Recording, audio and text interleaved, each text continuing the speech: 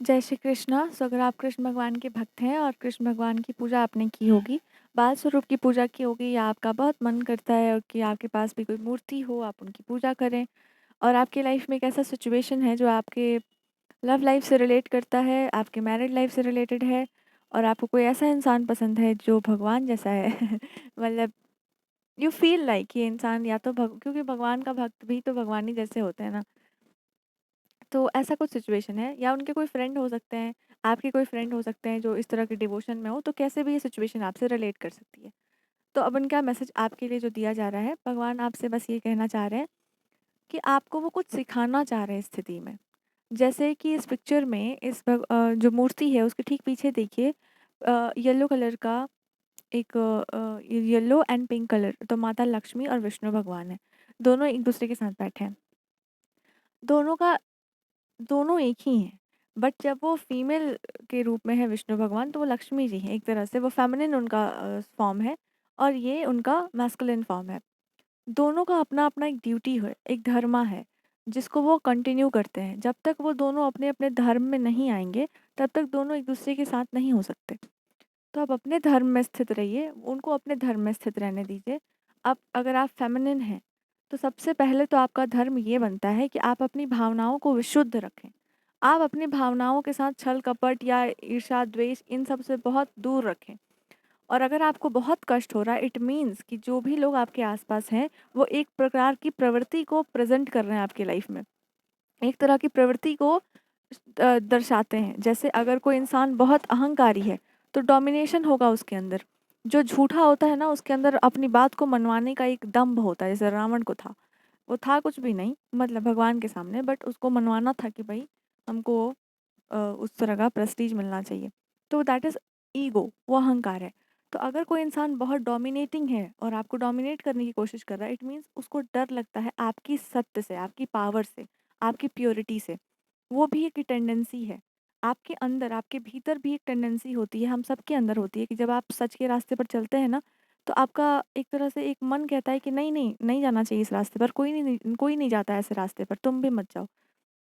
तो आपके अंदर भी कुछ इस तरह का अटैचमेंट हो सकता है कि मेरा बात माना जाए, या कुछ तो है अटैचमेंट आपका अपनी उस प्रवृत्ति से, और वो सामने वाला व्यक्ति आपको बस वही शो कर रहा है कि तुम में भी तो वो टेंडेंसी है कि अगर आप सही हैं, तो क्यों आपको अपनी बात को साबित ही करना है। सत्य तो अपने आप प्रकट होता है, तो वहाँ पे डोमिनेंस मत दिखाओ।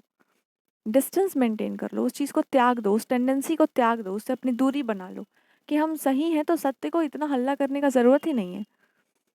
लाइक राम जी जैसे थे, वैसे ही दैट्स हाउ इट इज़ कि जो भी चीज़ें हैं या जो भी रिलेशनशिप्स हैं जिसमें आपको ट्रबल मिल रहा है, वो एक तरह की टेंडेंसी है, एक तरह की प्रवृत्ति है जो आपके बाहर दिखाई दे रही है। अगर कोई बहुत जलन वाला व्यक्ति है, या जो दूसरों के ही मैटर्स में लगा रहता है, इट मीन्स कि वो इंसान को या तो दूसरों की लाइफ में बहुत इंटरेस्ट है क्योंकि उसकी लाइफ खराब है, तो उसको ईर्ष्या होती होगी। दैट्स वेरी क्लियर कि उसको दूसरों की लाइफ में इंटरेस्ट है, या फिर वो खुद ही कमिटमेंट वाला इंसान नहीं है, उसका ध्यान एक जगह पे नहीं रहता, उसका ध्यान बहुत जगह पे बटा रहता है। तो जिसका ध्यान ही बटा हुआ है, जिसका एक ही कोई फोकस अटेंशन नहीं है, उसके लिए हम कुछ भी नहीं सोच सकते। तो ये भी टेंडेंसी आपके अंदर हो सकती है कि आपको सबकी लाइफ के बारे में अपडेट लेनी है। आप इस चीज़ को अपने अंदर से ख़त्म कर दो, बाहर की चीज़ें अपने आप ख़त्म हो जाएँगी। वो बॉन्ड ही ख़त्म हो जाएगा, या वो अटैचमेंट जैसे ही ख़त्म होगा, आप समझ जाएँगे आप कैसे इंसान हैं। तो हर वो चीज़ जो आपको टेंशन, ट्रबल दे रही है, इट मीन्स कि आपको वो चीज़ चाहिए नहीं, आपके अंदर वो चीज़ का कोई जगह नहीं है, लेकिन आप ज़बरदस्ती उससे अटैच्ड हैं। आपका एक लगाव बन गया है उससे या उस तरह के लोगों से। उस लगाव को ख़त्म करना है, तो अपने ऊपर उस टेंडेंसी के अपने उस टेंडेंसी को भी ख़त्म करना होगा। ये वो आपको बताना चाह रहे हैं कि किसी एक सिचुएशन में अगर आप फँस गए हैं और आपको लग रहा है कि आप बाहर नहीं निकल रहे हैं, तो इसका कारण बस ये है। किसी लव लाइफ़ के सिचुएशन में आपकी लाइफ़ में चीज़ें मूव नहीं कर रही हैं फॉरवर्ड, सबसे पहले आपसे वो कह रहे हैं, अपने पहले इमोशंस को अपने हाथ में लाओ। अगर आपके इमोशंस सही रहेंगे, तो ही आप कनेक्शन में जाने लायक रहेंगे। आप खुद ही परेशान रहेंगे, कोई भी आपको परेशान कर सकता है, कोई भी आपको कुछ भी बोलकर आपका मेंटल पीस ख़राब कर सकता है। तो ऐसे में तो आप खुद ही इतने प्रॉब्लमैटिक बन जाएँगे कि सामने वाले का ही मेंटल पीस ख़राब करते हुए रहेंगे। तो आप एक अच्छे पार्टनर कैसे बनेंगे? सो ये रिलेशनशिप काफ़ी प्योर है, इसको प्योरिटी से ही अप्रोच कर सकते हैं आप। इसको थोड़ा-सा भी कंटामिनेट करने की कोशिश नहीं करना चाहिए आपको, वरना वो बहुत ही बुरा हो जाएगा। आपको उसका दंड भी मिल जाएगा, आपको बहुत रोना पड़ सकता है। आप ये देख सकते हैं कि जब भी आप इस पार्टनर पे डाउट करते होंगे, खुद पे डाउट करते होंगे, इस रिलेशनशिप पे डाउट करेंगे, ये रिलेशनशिप बहुत ख़राब होगा, टूट जाएगा या नहीं हो पाएगा, आगे नहीं चल पाएगा। बिकॉज़ इसको अप्रोच ही बहुत, जैसे कहते हैं ना कि भगवान पर कुछ अर्पित करना हो तो उसको ढक के रखना पड़ता है। शंकर भगवान पे अगर अब दूध से अभिषेक करना हो तो उसको बहुत अच्छे से रखना पड़ता है। हल्का-सा भी कुछ इधर-उधर हुआ तो वो अशुद्ध हो जाएगा, फिर वो अर्पित नहीं कर सकते हम। वैसे ही अपने इमोशंस को आपको ऐसे रखना होगा कि भले ही आपके आस-पास कालिक हो, लेकिन वो आपके मन तक नहीं पहुँचनी चाहिए। इसके लिए आपके अंदर एक क्लियर फ़र्म बाउंड्री होनी चाहिए कि हम किस तरह की टेंडेंसी को अपने अंदर पहले देखो, अपने भीतर, कि जिस तरह के आप इंसान हैं, क्या उस तरह की लाइफ़ आप जी रहे हैं?